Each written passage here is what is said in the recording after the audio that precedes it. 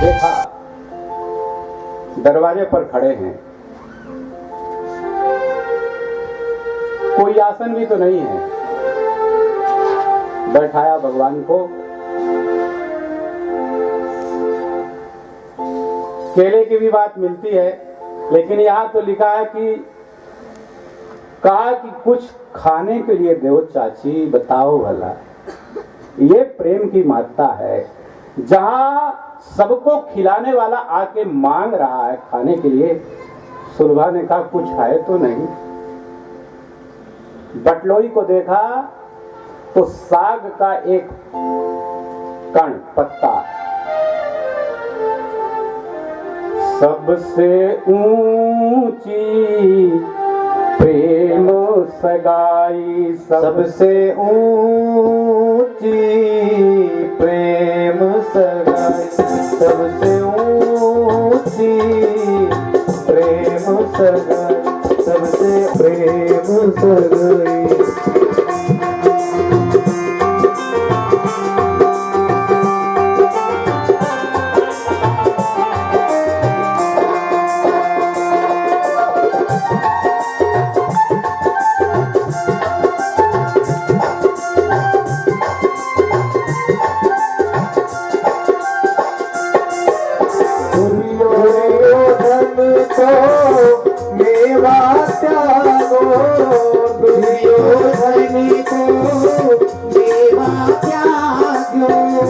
दुर्योधन को मेवा त्यागो, दुर्योधन दुर्धर खाई, सबसे ऊंची प्रेम सगाई, सबसे ऊंची प्रेम सगाई।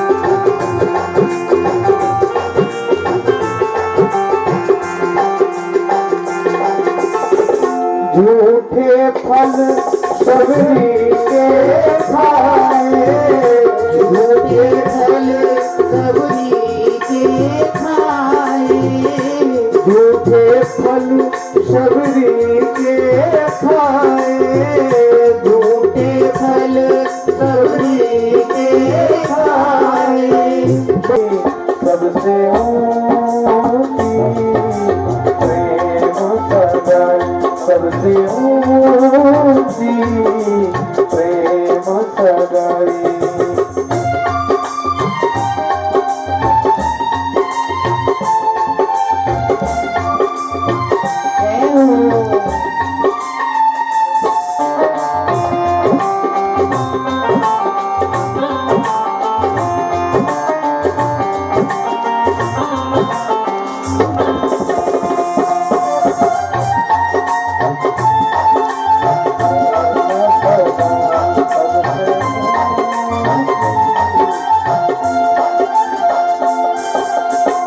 राजसूय यज्ञ युधिष्ठिर कीन्हो, राजसूय यज्ञ युधिष्ठिर कीन्हो, राजसूय यज्ञ युधिष्ठिर कीन्हो, राजसूय यज्ञ युधिष्ठिर कीन्हो, तामे उठाई, सबसे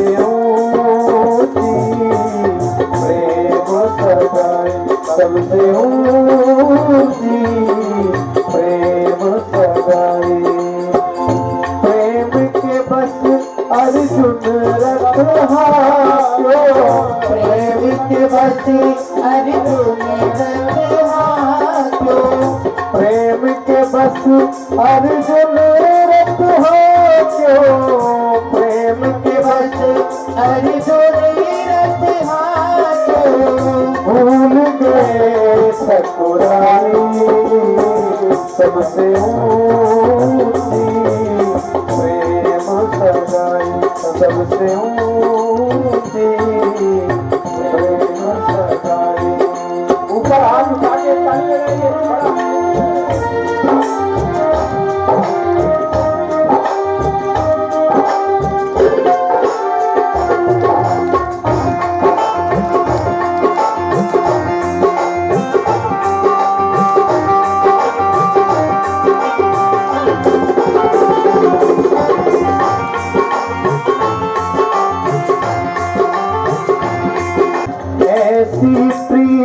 बड़ी वृंदावन, ऐसी प्रीत बड़ी वृंदावनी, ऐसी प्रीत बड़ी वृंदावन, ऐसी प्रीत बड़ी वृंदावनी। गोपियन नाच नचाई सबसे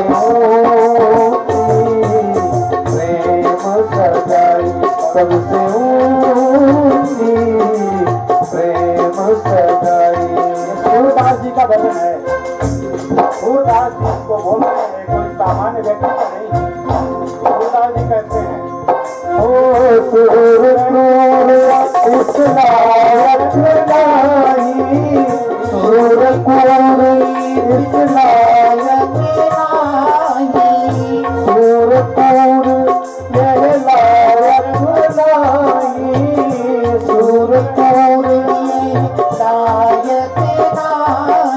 होके ही बुझ करऊं बढ़ाई सबसे होती प्रेम सगाई, सबसे होती प्रेम सगाई, सबसे होती प्रेम सगाई, सबसे होती प्रेम सगाई, सबसे होती प्रेम सगाई, सबसे होती प्रेम सगाई।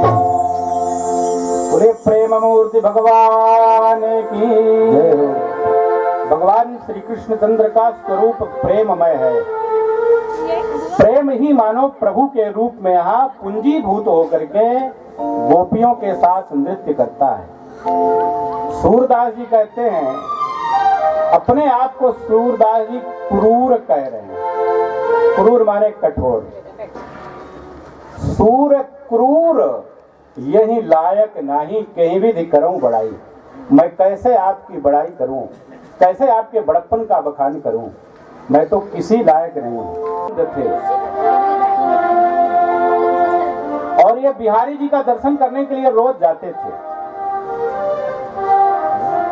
और भगवान का जैसा श्रृंगार होता था वैसी ही ये कविता बना देते थे। तो एक दिन पुजारियों ने सूरदास जी का परीक्षण करने के लिए अलग ही श्रृंगार कर दिया, किंतु उस दिन सूरदास जी जो श्रृंगार प्रभु को था वैसा ही वर्णन कर दिए। एक किसी ने सूरदास जी से मजाक किया कि सूरदास जी आप प्रभु का दर्शन करने जाते हो लेकिन आपके तो आंख है नहीं, कैसे दर्शन करते हो? कितनी बढ़िया बात कही सूरदास जी ने। सूरदास जी ने कहा कि भैया आप ये तो सही कह रहे हो कि मेरे आंख नहीं है, लेकिन जिसका दर्शन करने मैं जाता हूं ना उसको तो आंख है ना, वो मुझे देख के ये तो जानता है ना कि मैं दर्शन करने आया था। तो यदि उसकी दृष्टि मेरे ऊपर पड़ जाए तो मेरा दर्शन करना धन्य हो जाएगा। मैं देखूं चाहे न देखूं, किंतु मैं जिसका दर्शन करने जाता हूं उसको तो ये पता है कि सूरदास आया था। मेरी हाजिरी तो लग गई ना, उपस्थिति हो गई तो मेरा कल्याण हो जाएगा। सूरदास जी तो भगवान को फटकार देते हैं। सूरदास जी एक बार कुएं में गिरे, कई दिन बीत गए, तो आखिर भगवान कितने दिनों तक भक्त को देखेंगे, कब तक उसके धैर्य की परीक्षा होगी। भगवान स्वयं चले गए, निकाले अपने हाथ से, तो जाने लगे जब हाथ छुड़ा के तो सूरदास ने ललकार दिया। वस्तुतः ये पद्य है तो संस्कृत का, लेकिन इसका अनुवाद हिंदी में भी बहुत प्रचलित हो गया है। सूरदास जी ने कहा कि हस्तमुच्छित दयातोसी बलात् कृष्ण किम अद्भुतम हृदयाद यदि निर्यासी पौरुषम गणयामि ते। इसका हिंदी में अनुवाद किया। हाथ छुड़ाए जात हो निबल जानी के मोही। हाथ छुड़ाए जात हो निर्बल जान के मोह। हाथ छुड़ाए जात हो निर्बल जान के मोह। हृदय से जब जाओ तो हृदय से जब जाओ तो सबल में जानो तो ओ कान्हा सबल में जानो तो। अरे बस बताऊंगा तो वहाँ की भाषा है। हृदय से जब जाओगे तो मर्द बदोंगो कहूंगा कि आप बड़े मर्द हो ना, बड़े वीर हो। जीव हूँ, अल्प शक्ति वाला हूँ, अल्प बल वाला हूँ, तो मेरे आप इस निर्बल हाथ को तो छुड़ा के चले जाओ। किंतु यदि आप में हिम्मत है ना भगवान, चले जाओ। ऐसा प्रेम का अद्भुत बंधन है कि दुनिया में किसी का सामर्थ्य नहीं। भौरा कठोर से कठोर काष्ठ को, लकड़ी को काट डालता है, कुदर डालता है, छेद कर देता है, लेकिन अपने प्रेमी के यहां यदि हो चला जाए कमल के पास और सूर्यास्त हो जाए तो कमल बंद हो जाएगा। पूरी रात उड़ने का भी, फड़फड़ाने का भी कोई स्थान नहीं है। किंतु कमल की एक पंखुड़ी को भी पीड़ा नहीं पहुंचाता। ये प्रेम की बात है। कठोर लकड़ी को जो विदीर्ण कर सकता है, वो कमल के पत्ते में बंध गया तो बंध गया। गोपियों ने उद्धव को भी ललकारा था कि उद्धव तू क्या जानेगा, तू तो ठहरा साधारण सा ज्ञानी। ज्ञानी से बड़ा भक्त होता है। भागवत में तो यही लिखा है, तू क्या जानेगा। और भगवान कृष्ण के मित्र थे उद्धव जी, तो वो गोपियों को समझाने के लिए भगवान ने नहीं भेजा था। वो तो जानते थे कि गोपियां कहीं कुछ गड़बड़ है ही नहीं है। वो तो अपने मित्र का कल्याण करने के लिए भेजे थे। इसको जो अभिमान है ना अपने ज्ञान का, जब ये गोपियों के चरणों की धूलि को अपने मस्तक पर धारण करेगा, इसका जो ये गुमान है ज्ञान का, अहंकार झूठा, इसका कल्याण हो जाएगा, इसलिए भेजा था। तो भगवान तो प्रेम से रहते हैं। इसलिए प्रेम से बोलिए श्री कृष्णचंद्र भगवान की जय, राधा रानी की जय। जय जय श्री राधेश्याम। तो भगवान, अब भगवान के अलावा दुनिया में भगवान की उपमा किससे दी जाए? यदि ये कहा जाए कि कहते हैं भगवान के समान, और जहां भगवान स्वयं समझाने के लिए जाए और न माने कोई व्यक्ति, तो भला बताइए क्या होगा? दुर्योधन ने नहीं माना, विदुर जी ने अपना पूरा कार्य किया, नहीं माना,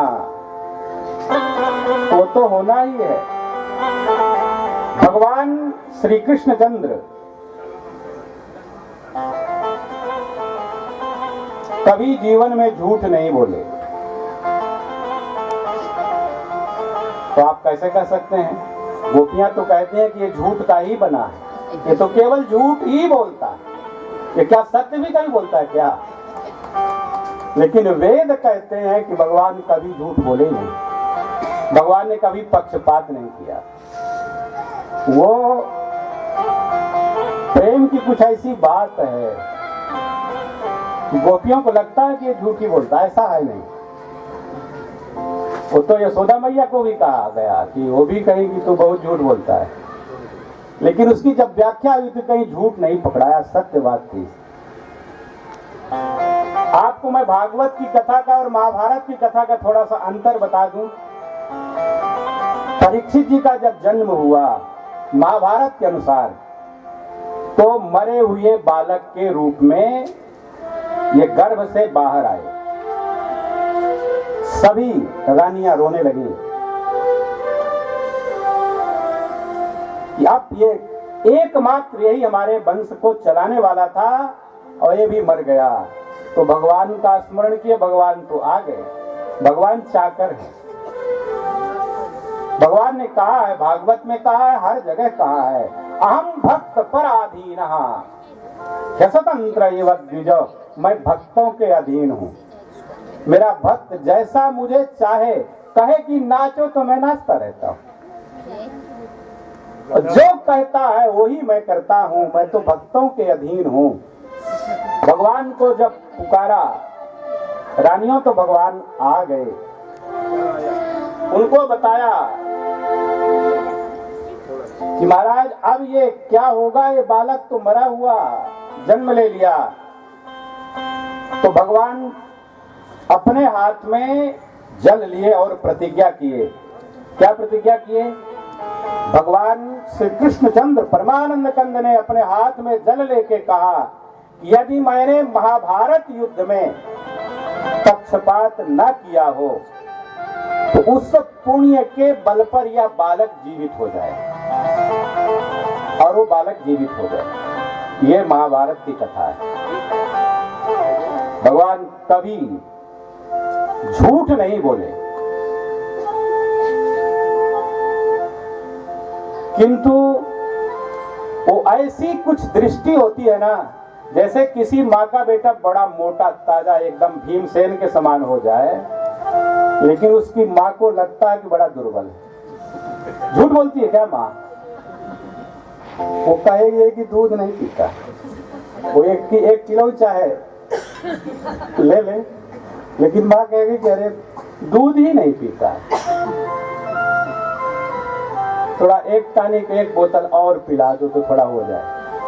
तो क्या माँ का झूठ है वो? क्या दुनिया को देखने वाले को लगेगा कि ये तो झूठ बोल रही है। माँ भला बताओ, एकदम इतना मोटा तगड़ा हो गया है और ये माँ कह रही कि दुर्बल है, दूध नहीं पीता है।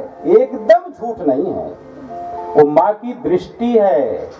उसको लगता है कि ये जितना है उससे थोड़ा और सुंदर हो जाए, और थोड़ा इससे तगड़ा हो जाए, और थोड़ा मोटा हो जाए। इतनी विशाल दृष्टि है ना माँ की, उसको बालक कभी मोटा तगड़ा बुद्धिमान समझ में ही नहीं आता। वो बड़ा हो जाए, लड़का कलेक्टर हो जाए, भले ही डीएम कहीं का, और जब घर आएगा तो पिताजी डांटेंगे, उसको डांटेंगे। वो जबकि चला रहा है सब पूरी मशीनरी, लेकिन पिता को विश्वास नहीं होता। दृष्टि है ना, माँ की दृष्टि है, वो कभी बड़ा लगता ही नहीं। वो बुढ़ा हो जाए, उसके भी बेटा हो जाए, वो बाप बन जाए, लेकिन माँ को, पिता को ये लगे कि इसको तो कुछ आता नहीं, ये क्या काम करेगा, ये तो कुछ जानता ही नहीं। झूठ नहीं है, ये हृदय की विशालता है। वो दृष्टि ऐसी बदल जाती है कि समझ में नहीं आता। भगवान कृष्ण को हम जब अपनी तरफ दृष्टि करके अपनी तरह विचार करते हैं तो लगता है कि भगवान कृष्ण तो केवल झूठ बोले। गोपियों को लगा कि झूठ बोले, भगवान कभी झूठ नहीं बोले। जितनी बात कहे सत्य कहे, कभी पक्षपात नहीं किए। तो वो मरे हुए बालक को जीवित कर दिया भगवान ने अपने संकल्प से। और भागवत में ये कथा दूसरी तरह है, जिसे कल मैं सुना चुका। वहां तो भगवान सुदर्शन चक्र लेके गर्भ में चले जाते हैं और उत्तरा के गर्भ की रक्षा करते हैं। ये भागवत और महाभारत की कथाओं का अंतर है। यहाँ तो केवल भक्त जैसा कहे। गोपियां कहें कि आओ हमारा तुम थोड़ा सा ये गोबर उठवा दो, भगवान पहुंच गए, चलो ठीक है गोपी, तो क्या दोगे इसके बदले में? तो कहा कि मैं तुमको मक्खन मक्खन दूंगी। तो गोपी ने कहा कि मक्खन दोगे आप मुझे गोपी जी, किंतु संख्या का पता कैसे चलेगा कि मैं कितने बार आपका गोबर उठवाया। तो गोपी ने कहा एक उपाय मुझे सूझ गया। क्या? कहा मैं उतने गोबर के टीके तुम्हारे गाल पर लगा दूंगा। जितने बार तू मेरा गोबर उठा के मेरे सिर पर रखेगा ना, उतने ही मैं गोबर के टीके तुम्हारे गाल में लगा दूंगी। तो पता बताइए भला क्या जरूरत है?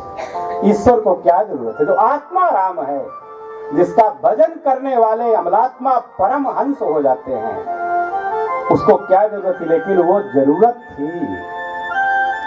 वो कोई एक जन्म में थोड़ी कोई गोपी बन गई। वो तो बड़े बड़े जो ज्ञानी अमलात्मा परमहंस महामुनीन्द्र योगींद्र जन्म जन्म की साधना करते करते जब उनका शरीर एकदम कांटे के समान सूख गया तो भगवान का दर्शन हुआ। कितना सुंदर प्रभु का सौंदर्य है कि वो जो कांटे शरीर वाला मुनि है, उसने कहा कि भगवान लग रहा है कि आपको चिपका लूं कलेजे से, बड़ी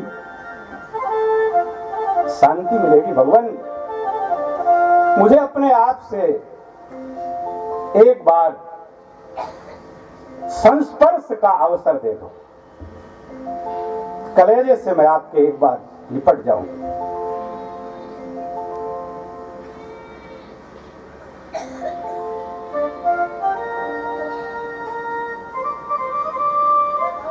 भगवान ने कहा कि मैं एक ऐसा अवतार लूंगा ना कि कोई भी हो, चाहे कुब्जा हो, चाहे कोई गवारीन हो, कोई नहीं है गवारीन गवारीन, सब बड़े बड़े योगींद्र महामुनीन्द्र हैं वो। भगवान ने कहा कि एक मेरा ऐसा अवतार होगा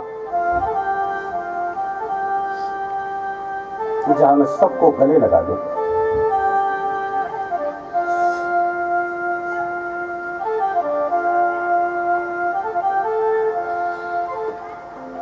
उन्हीं सबकी इच्छा को पूर्ण करने के लिए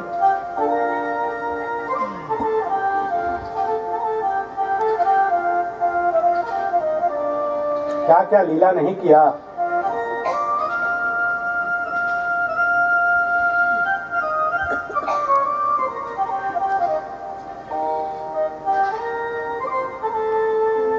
गोपियों के साथ तो लीला किए ही, गायों का बताइए, बछड़ा बन गए साल भर तक। जब ब्रह्मा जी ने हरण किया तो भगवान गायों का दूध पीते थे, भगवान ही बने थे, छड़ी के रूप में आ गए। जितने वो भगवान के मित्र थे सबके रूप में अकेले भगवान आ गए। जितने विवाह हुए एक वर्ष के भीतर, क्योंकि एक वर्ष तक ब्रह्मा जी उनको अचेत करके अपने ब्रह्मलोक में रखे रहे और भगवान सबके साथ रहे। स्तनपान किया। गाय भी धन्य है, वह कदम का वृक्ष भी धन्य है। इसलिए जब उद्धव जी महाराज जाने लगे ब्रज से तो गोपियों के चरण छूने की हिम्मत नहीं पड़ी। वो ज्ञान का उपदेश देने के लिए जो आए थे ब्रज में, वो जब गोपियों को प्रणाम करते हैं उद्धव जी, तो गोपियों के चरणों की वंदना नहीं कर सके। वो वंदना किसकी किए? गोपियों के चरण रज की, धूली की वंदना करते हैं।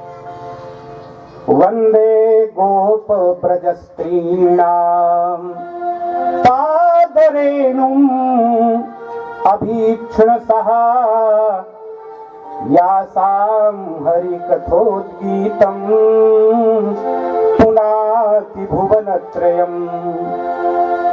गोप ब्रजस्त्रीणाम पाद रेणुम, रेणु माने रजा, रजा माने धूली, धूली की वंदना किया है, उनका इसमें वर्णन है। भगवान और ये भगवान को दुर्योधन क्या समझेगा, जिसकी दृष्टि में केवल राज्य है, द्वेष है, अहंकार है, वो भगवान को समझेगा। भगवान मिल भी जाएंगे, मान लीजिए भगवान आ जाए, कल्पना करिए, मैं तो सोचा करता हूँ यदि कभी भगवान चतुर्भुज रूप में आ जाए और कहें कि जो मांगना हो मांग लो, तो मैं तो आज तक निश्चय नहीं कर पाया कि मैं क्या मांगूंगा, मैं नहीं सोच पाया, मेरे बुद्धि से परे बात है। ये तो सोचता हूँ कि भगवान तो कहेंगे, लेकिन मैं मांगूंगा क्या। मान लीजिए यदि भगवान आपको मिल जाए, आप कथा सुन के जा रहे हैं और आपको मिल जाए रास्ते में और कहे कि बता बच्चा, बड़े भाव से तू कथा सुना, क्या चाहिए तुमको, तो हमें तो आज तक समझ में ही नहीं आया है। अब न जाने अगले इस जन्म में समझ में आएगा भी कि नहीं, हम जान नहीं पाए। पूछेंगे बुद्धिमान लोगों से कि क्या मांगे। यदि मान लीजिए भगवान मिल जाए, वो तो मिलेंगे पक्का, मिलते हैं, अरे सबको मिलते हैं। वो केवल सूरदास जी को ही नहीं मिले, सबको मिलते हैं किसी न किसी रूप में, और पक्का मिलते हैं। हम पहचान न पाए अलग की बात है। दुर्योधन कहाँ समझा, कभी जीवन में तो नहीं माना कि ये भगवान है। भगवान ने अपने चतुर्भुज रूप का दर्शन दिखाया, विराट रूप का, तब भी नहीं माने, नहीं मानने वाले हैं। भगवान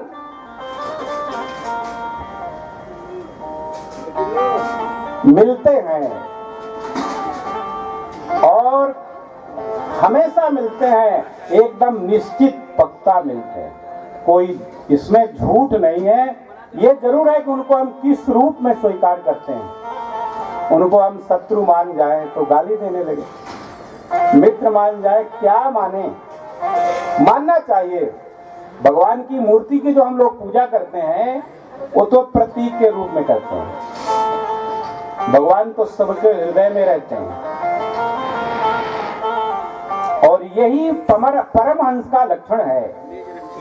तो भगवान का हम लोग खूब भाव से मन में चिंतन करें, यही भागवत का फल है। भगवान के चरणों में हमारी प्रीति बढ़े, भगवान का हम चिंतन करें। जो चिंतन करता है भगवान का, उसकी चिंता नष्ट हो जाती है। चिंतन करिए तो चिंता नष्ट हो जाएगी। आजकल जितने रोग हो रहे हैं संसार के, वो केवल चिंतन की कमी से हो रहे हैं। अब बताइए, वो एकदम हाई डिप्रेशन हो गया, क्या हो गया, क्या हो गया। हे भगवान, भगवान पर यदि भरोसा हो तो भोग तो अलग बात है, वो तो भोगना ही पड़ता है, किंतु वो कम तो हो ही जाएगा। एक कोई संत थे, भगवान के अलावा उनके कोई नहीं था, जंगल में जाके रहते थे, लेकिन बड़ा नियम कानून था कि शौच जाओ तो एक हाथ में कितने बार मिट्टी लगाओ, दोनों हाथ में लगाओ, पैर में लगाओ, कुल्ला करो, लंगोटी दो, बड़ा विधान है।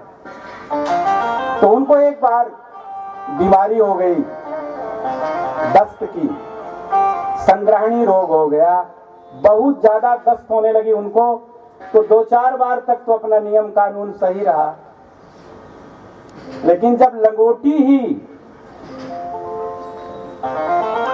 नहीं धोने की शक्ति रह गई, लंगोटी में ही टट्टी होने लगी, सीधे है कहिए, तो भगवान ने सोचा कि अब मुझे इसकी सेवा करनी चाहिए। तो भगवान बालक के रूप में आए और उनकी टट्टी धोने लगे, अपने हाथ से मिट्टी दिए, हाथ धुलाए, कुल्ला कराए। 1 दिन, 2 दिन, 3 दिन में कुछ चेतना आई तो उन्होंने सोचा कि मेरे तो दूर दूर कोई रिश्तेदार भी नहीं था, आखिर ये कहां से आ गया ये बालक। और इसको मैं देखता हूं तो मेरा बड़ा भाव जगता है, मेरा लगता है इसका कोई पुराना रिश्ता है।